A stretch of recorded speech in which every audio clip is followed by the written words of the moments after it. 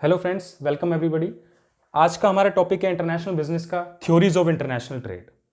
Friends, पहले के time में क्या होता था, किसी भी कंट्री के पास कोई नेचुरल रिसोर्सेज है या कोई भी चीज़ है, वो जल्दी से ना दूसरी कंट्री में हम नहीं भेजते थे, नहीं सेल करते थे, नहीं प्रोवाइड करते थे। हम सोचते थे ये चीज़ हमारी कंट्री की है, इसको हम ही कंज्यूम करेंगे। लेकिन जैसे जैसे टाइम बदलता गया तो हमने क्या किया, हमने इंटरनेशनल ट्रेड को बढ़ावा दिया, क्योंकि इससे हमें काफ़ी सारे फायदे दिखाई दिए। और ऐसे बड़े बड़े इकोनॉमिस्ट और बड़े बड़े एक्सपर्ट हुए हैं जिन्होंने कई सारी थ्योरीज दी इंटरनेशनल ट्रेड को लेकर, कि किस तरह से इंटरनेशनल ट्रेड करना, अंतर्राष्ट्रीय व्यापार करना हमारे लिए बहुत ही ज़रूरी है और किस तरह से ये हम सभी देशों को फ़ायदा पहुंचा सकता है।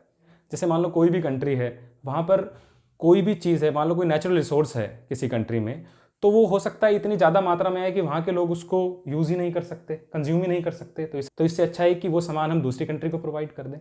ठीक है, फॉर एग्जाम्पल जैसे तेल है, क्रूड ऑयल जो भी गल्फ कंट्रीज से निकलता है, वो इतनी मात्रा में है कि वो लोग उसको यूज़ नहीं कर सकते, तो वो हमें प्रोवाइड कर देते हैं, हम बदले में उन्हें बाकी चीज़ें प्रोवाइड कर देते हैं जो चीज़ें उनके पास नहीं है। तो इस तरह से जो हमारा इंटरनेशनल ट्रेड है वो ग्रोथ करता गया।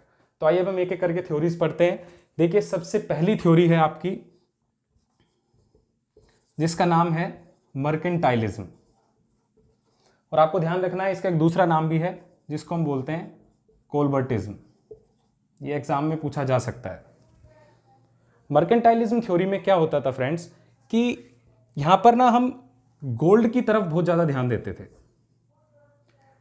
हमारा एक ही पर्पस होता था कि भाई अगर हमें देखना है कि हमारी इकोनॉमी किस तरह से स्ट्रांग हो सकती है, तो हम गोल्ड रिजर्व्स इकट्ठे करते थे। कोई भी कंट्री इकोनॉमिकली स्ट्रांग तब मानी जाती थी अगर उसके पास अच्छे गोल्ड रिजर्व्स हैं तो। लेकिन क्या ये मानना सही है सिर्फ गोल्ड, क्योंकि गोल्ड एक प्रीशियस मेटल है, उसको हम इकट्ठा कर लेते हैं, गोल्ड के अच्छे अच्छे रिजर्व बना लेते हैं, तो क्या ऐसा करने से हम इकोनॉमिकली स्ट्रांग हो जाएंगे? बिल्कुल भी नहीं।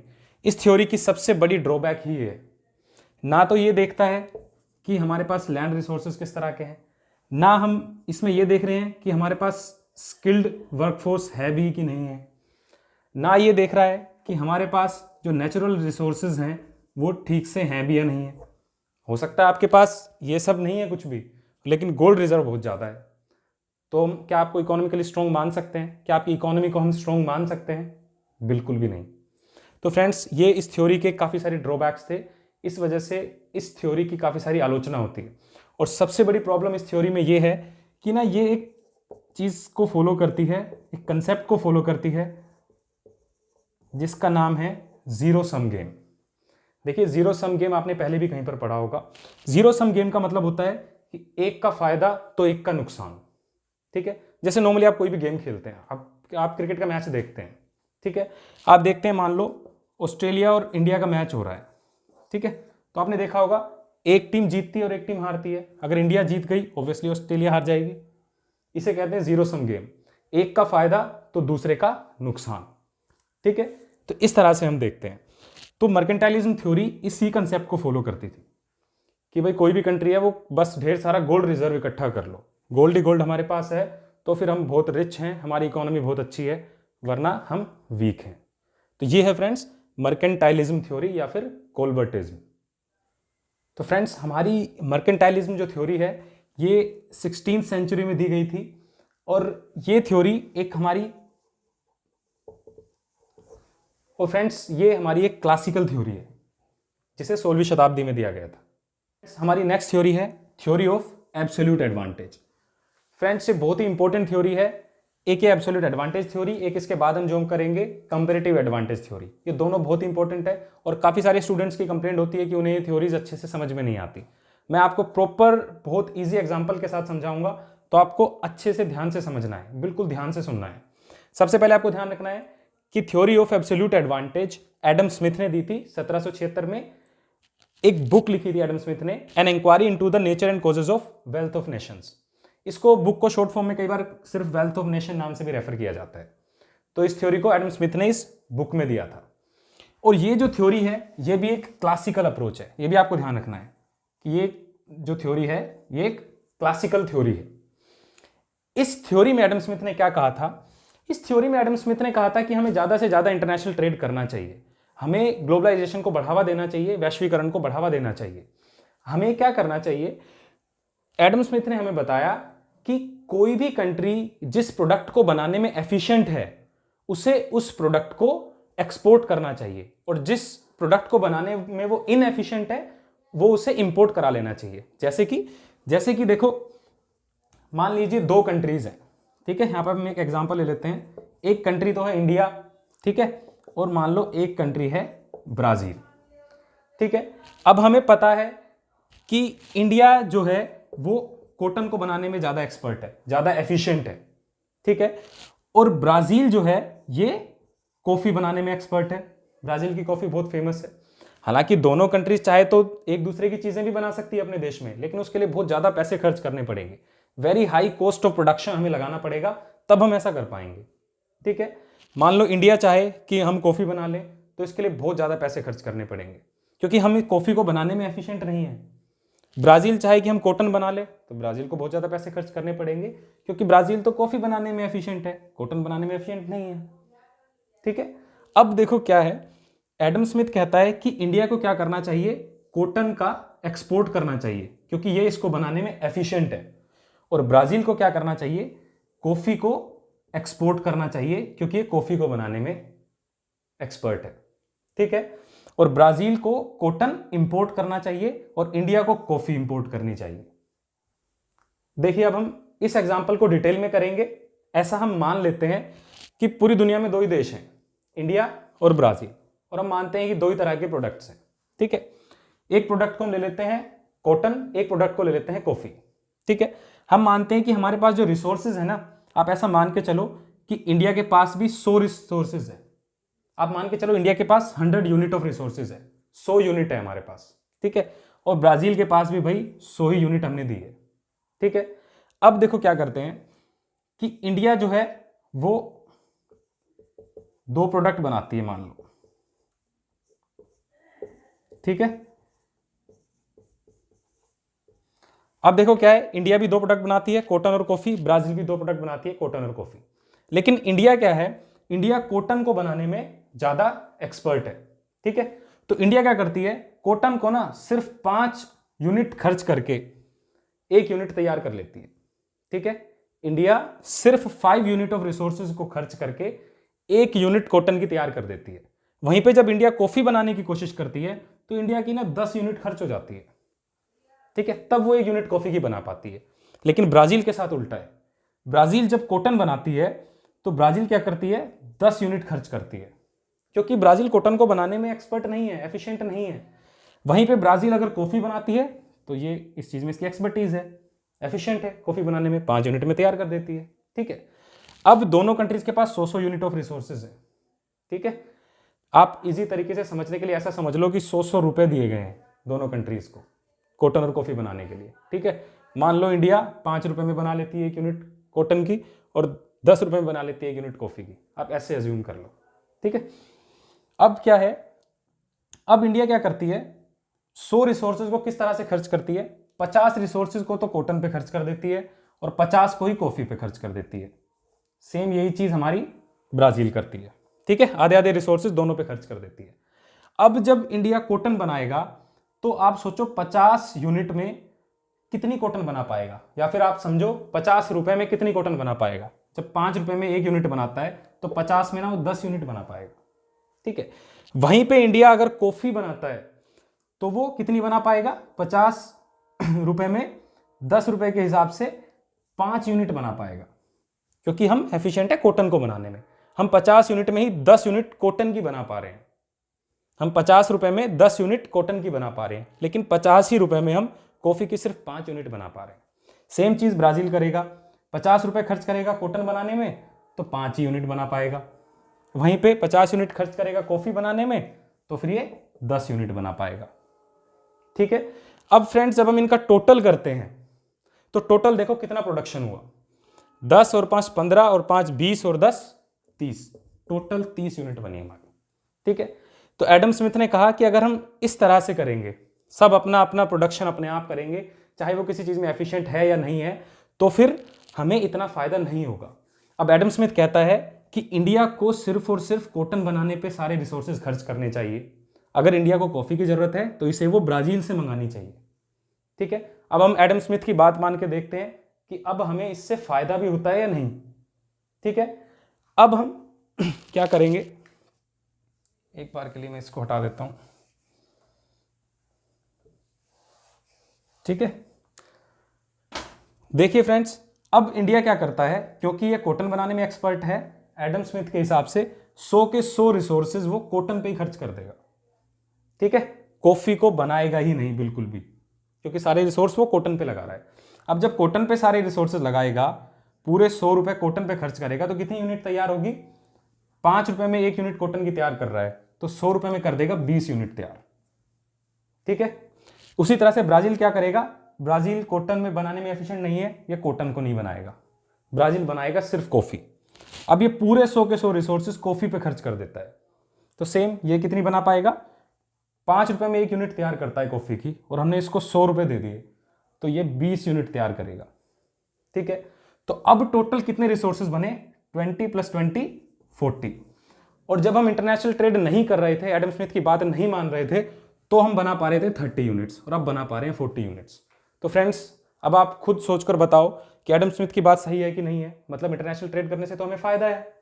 इंटरनेशनली जब 30 यूनिट प्रोड्यूस हो रही थी और अब 40 यूनिट प्रोड्यूस हो रही है, तो यही है थ्योरी ऑफ एब्सोल्यूट एडवांटेज।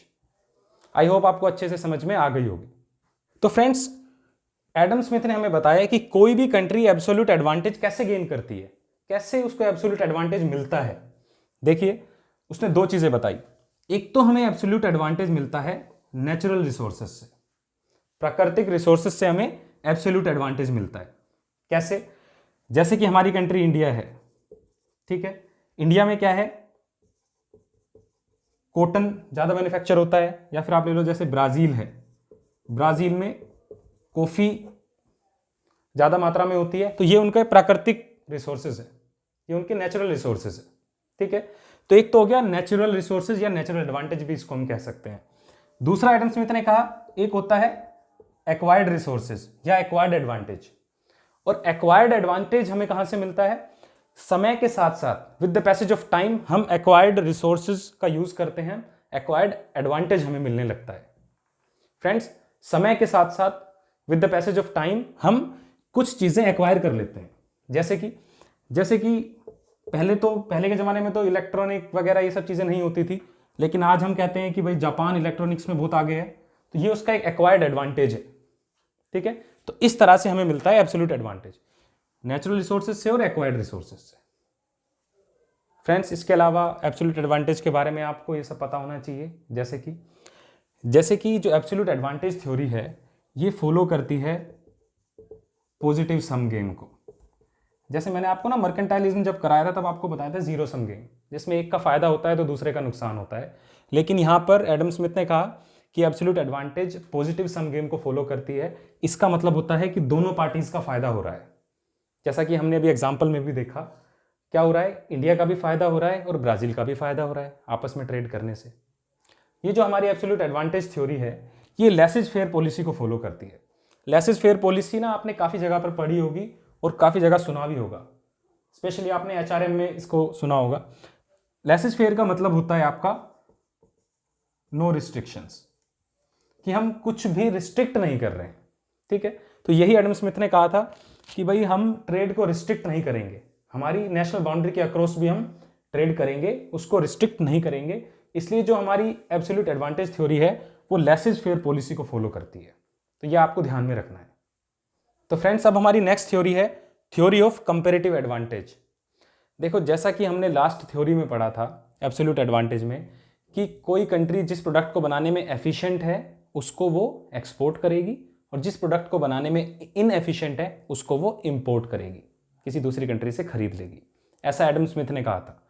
उसके बाद हमें थ्योरी ऑफ कंपैरेटिव एडवांटेज दी गई डेविड रिकार्डो ने।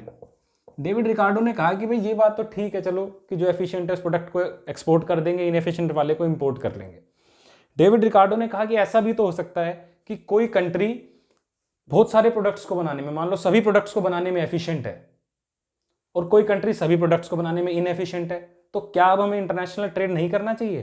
क्या हमें आपस में व्यापार नहीं करना चाहिए? डेविड रिकार्डो ने यह प्रूव किया कि अगर हम तब भी ऐसा करते हैं, अगर तब भी हम इंटरनेशनल ट्रेड को करते हैं, अंतर्राष्ट्रीय व्यापार को करते हैं, तो भी हमें फायदा ही होगा। ऐसा डेविड रिकार्डो ने एक्सप्लेन किया। तो डेविड रिकार्डो ने थ्योरी ऑफ कंपैरेटिव एडवांटेज दी 1817 में अपनी बुक में, जिसका नाम है principles of political economy and taxation.